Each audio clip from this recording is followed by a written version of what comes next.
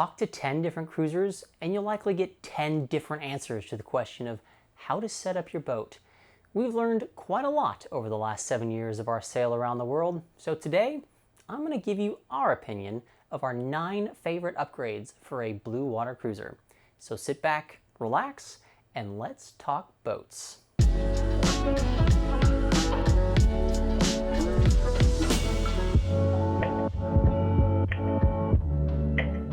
This list can only start at one place, your anchor and ground tackle setup. As a blue water cruiser, you're going to spend a lot of time at anchor. If you haven't already seen it, you should click up here to watch our video summing up our sail around the world. You might be surprised at just how little time you'll actually spend sailing on passage and how much time you'll spend at anchor. Given that that's the case, I cannot imagine why getting a really good quality anchor wouldn't be the first item on your upgrade list. It's basically the best insurance you can buy for your boat. We have an 85-pound Mantis anchor on Starry Horizons, and we cannot rave enough about it.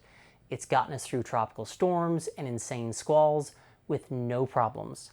Friends of ours with older type anchors would do anchor watches when the winds would get above like 25 knots or so, because they knew there was a high likelihood they'd drag in the middle of the night. We slept soundly. There are other good brands out there, Rockna, Spade, Manson. These are a few of the other new generation anchors, and they're worthy of the name because anchor design has come a long ways from the Bruce or the CQR designs. If you're looking for a backup or a stern anchor, something like a Fortress makes a lot of sense given that it's relatively small and compact and easy to store. I do recognize that weight is always a concern, especially on a catamaran, but even also on a monohull. But given its importance, I'd suggest that you go big with your anchor. The 85-pound Mantis is a size up from the recommended, and as so long as it fits on your bow roller, I'd say it's worth it. Now that's a lot of focus on anchors, but the rest of your ground tackle setup is also incredibly important. We have an all-chain rode setup on Starry Horizons, and I strongly recommend it for a blue water cruising boat. Whenever you anchor, you're always trying to find just the right spot. A clear sandy bottom, far away from obstacles. That's the dream. But it rarely ever happens. Coral bommies are everywhere, and while you may have set your anchor and then back down on it, because you always back down on your anchor, right? Right? Good. You may have been clear of all those bommies during your initial set, but if the wind shifts, your rode may end up somewhere you didn't intend. And if that's against a bommie and your rode is all rope, that bommie could cut through the rope way faster than you'd expect. Then your boat is drifting off into the distance. So here again, the benefits of all chain outweigh the weight penalties. There is a whole lot more that we could talk about in terms of types of chain and working load limits, but I think we'll leave that for later. Just realize how important your anchor and ground tackle setup will be, and make sure you do it right. Trust me, life will be a lot less stressful. If a good anchor and all-chain rode are the best way to reduce stress when you're not sailing, having an AIS on your boat is the best way to reduce stress when you're on passage. Seriously. Having an AIS is not only one of our favorite upgrades, I'd classify it as essential for any boat that's looking to go offshore. There is no better way to get some peace of mind when you're navigating. Having an AIS on board removes the guesswork involved with overtaking or crossing situations. When the sea is tossing and turning, you're on little sleep, and it looks like a ship is coming straight at you, but you're struggling to pick out the red and greens because the rest of the cargo ship is all lit up. There's no way you're going to have a great deal of comfort that you're going to pass at a decent distance. Unless, of course, you have AIS and know exactly the course the ship is on and how far it's going to pass in front or behind you. Not only that, but with AIS, you can hail the ship by name, which is pretty much the only way you're going to get a reply. I do think it's important that you choose an AIS that allows you to transmit your own signal as well as receive. That way, the other boats can hail you by name if they need to. And since we have the capability to transmit, we've even had some instances where we were on a collision course with a ship out at sea, but we could see them divert their course well before we were in visual range, and we didn't even have to hail them to ask for it, because they could see us on AIS. There are some limitations to AIS that are worth pointing out. Fishing vessels seem loath to actually transmit their position, even if they're large enough that they're supposed to. If someone on the fishing boat's paying attention, we've seen them temporarily transmit if you're getting close to them. Also, some places around the world seem to have adopted AIS for non-intended purposes. We've seen lots of nets marked with AIS buoys, and in Southeast Asia, they would mark their nets with man overboard alarms. That was incredibly annoying. But still, AIS is so worth it.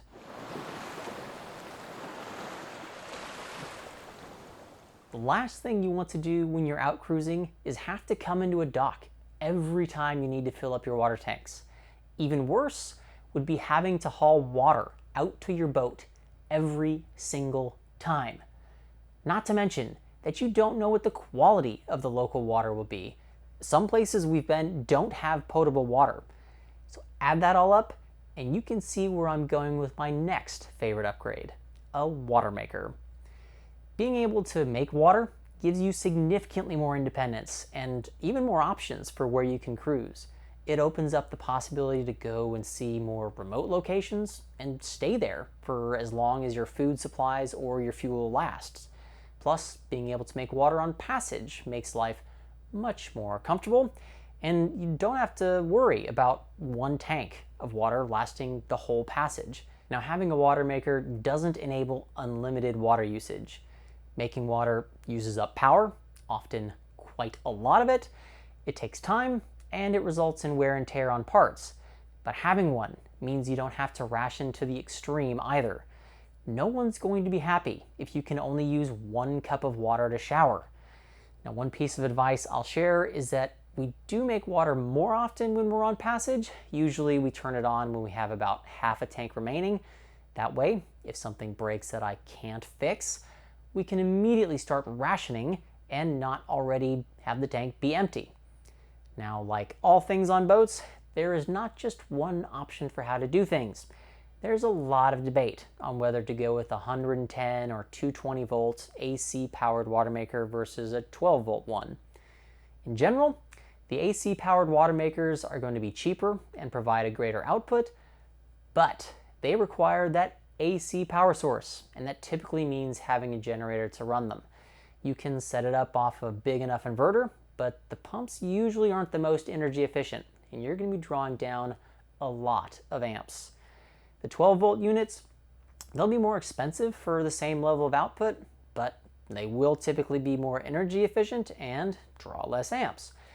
But that doesn't mean it still doesn't use a lot of energy. A lot is going to come down to the setup on your boat. If you have a generator that you're planning to run regularly to top up your batteries, go with an AC powered Watermaker. If you have a ton of solar that has no trouble keeping your batteries topped up all the time anyways, go 12 volt. But either way, get a Watermaker.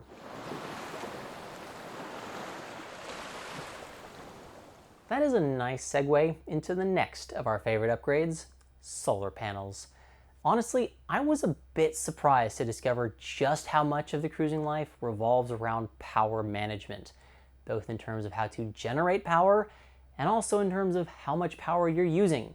It's a constant challenge, not just at anchor, but also when you're on passage. For my money, there is no better bang for your buck than solar. Once they're installed, they're virtually maintenance free. Pretty much all I do is try to keep them clean so they can keep working at peak efficiency. Other than that, they're just a clean energy source, constantly pumping out amps.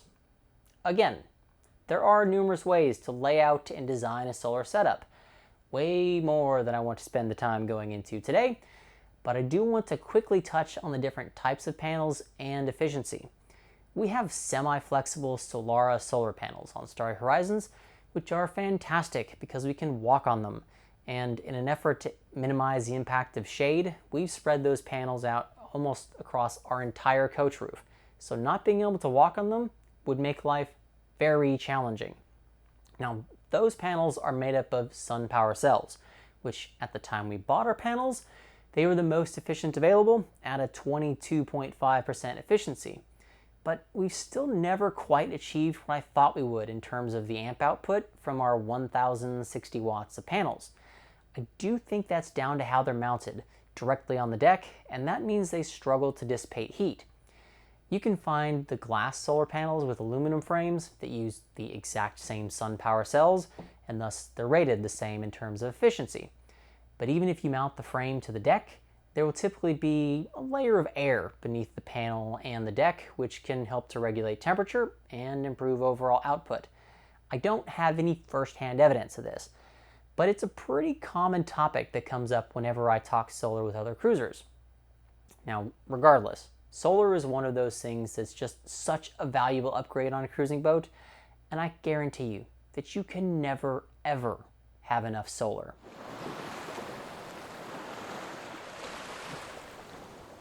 Let's move on and talk about something that will have a huge impact on your life at sea: propellers.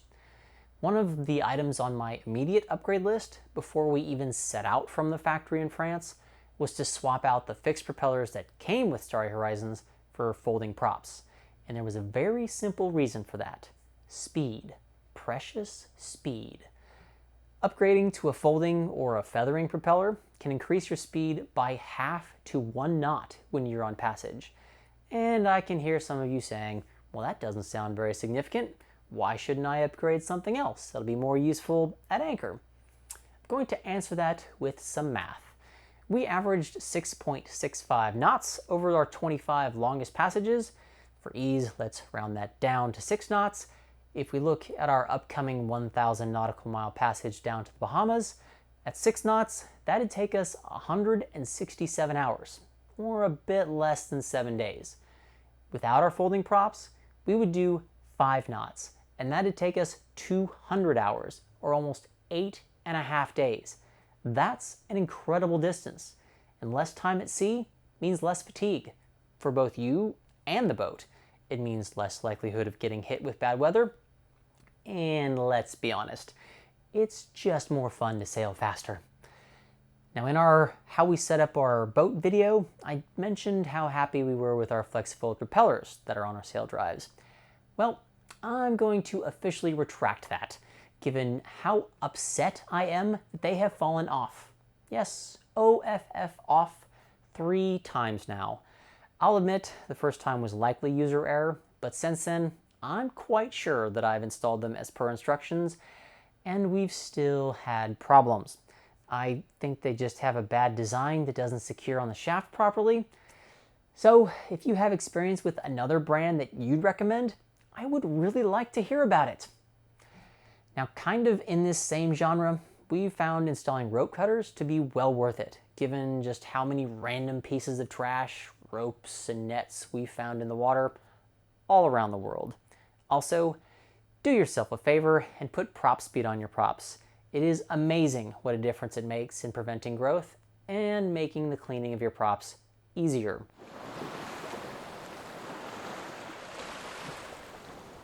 To be a blue water cruising boat, you have to spend time sailing offshore, and communications while offshore or in remote areas are very important. Sadly, at this moment in time, the SpaceX Starlink system is in beta and not open water marine ready, so that means we still have to use some older alternatives. We have an IridiumGO on Starry Horizons, and it has worked well for us. Through the Iridium app, we have the ability to make calls, send texts, or even emails. The app does offer a tracking function as well, but it's fairly limited functionality. It basically sends an outgoing SMS message with your location information strictly to a group of recipients. Depending on which provider you use for service, there are different data levels available as well. We technically have unlimited data, which means we could theoretically browse the internet. We've tried multiple different ways and multiple different devices, both a 2.4 kilobits per second connection speed, it's just never going to work well. Instead, we use a third-party email program which allows us to check email on our laptops. The unlimited data, that means we can send and receive attachments, albeit small ones, and that lets the connection run until we've downloaded or uploaded what we want. The IridiumGO also provides us with a way to download weather forecasts while we're at sea, which is an absolute must-have ability. There are a few different ways to do this, including a free method, but the easiest way is to use Predict Wind. It's pretty straightforward to select the area you want to forecast. It manages the connection until the whole forecast is downloaded, and then it provides a neat graphical display. And depending on which Predict Wind plan you have access to different forecast models, including waves or current, plus a whole bunch of other features.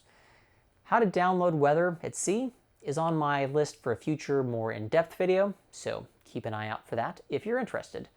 But for now, just know that it is incredibly important, and if you have the ability, adding an external antenna will greatly enhance the signal you can pick up and reduce the number of dropped connections quite a lot. I do want to make one quick mention of an alternative to the IridiumGO, and that's an SSB radio. There are ways to download weather and send emails via SSB, but the equipment is significantly more expensive and much harder to operate. It's a steep learning curve compared to the IridiumGO. The one advantage the SSB does have is a social one. Being able to schedule a net and actually chat with other cruisers out sailing, it would reduce the sense of isolation at sea, but that's about the only advantage I can think of.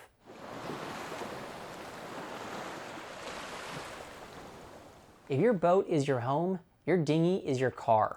You're going to use it all the time.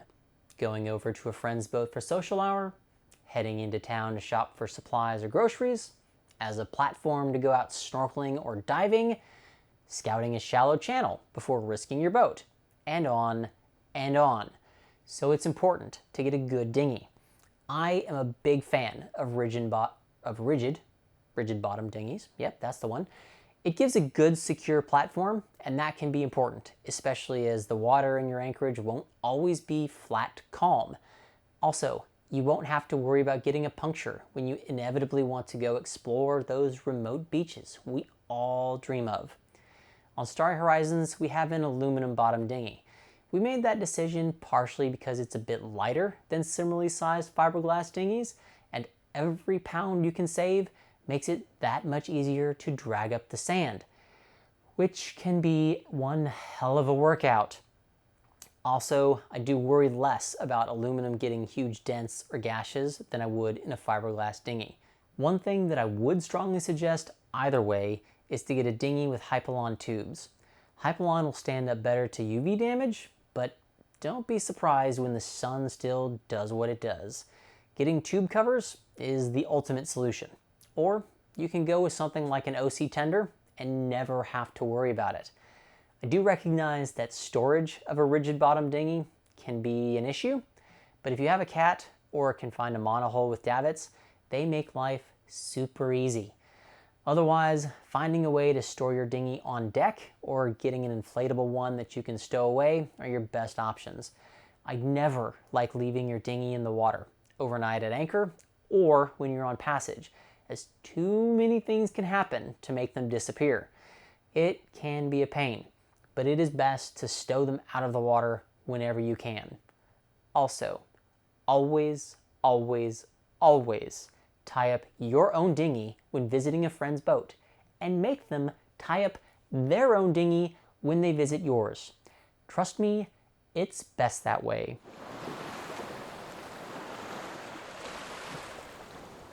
For a quality of life upgrade, both at sea and anchor, you really can't beat a well-designed enclosure. We've mostly seen comments from purists that say sailing is all about the salt spray in your face, or getting soaked out in the rain as you reef your sails.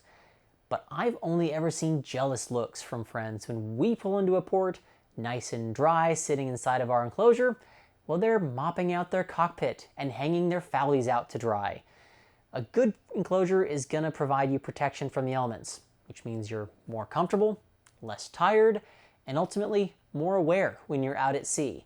The first time we crossed the Atlantic, we did so without our helm hardtop or any of our enclosure, and believe me when I say it's no fun sitting at the helm with a wet, salty ass. After that experience, designing a full enclosure moved to the top of our list when we were outfitting in Florida. In addition to protection from waves and rain, I also view it as a safety measure. With everything closed up, it's going to act as another barrier to keep us on the boat. And when we're at anchor, having the enclosure means we still have the use of our cockpit, even when the rain is blowing in sideways. It's really nice not to have to retreat indoors. Now, on normal days, the cockpit can get quite stuffy with everything closed up, so it's definitely important to consider how you can get some airflow. We found that having big U-zips with bug screens in several of our panels is a nice compromise. We can roll up the isinglass part of the panel, which allows us to get some airflow, but still keeps the bugs out. Nobody wants to be woken up in the middle of the night with a buzzing in your ear because a mosquito managed to find their way into your boat.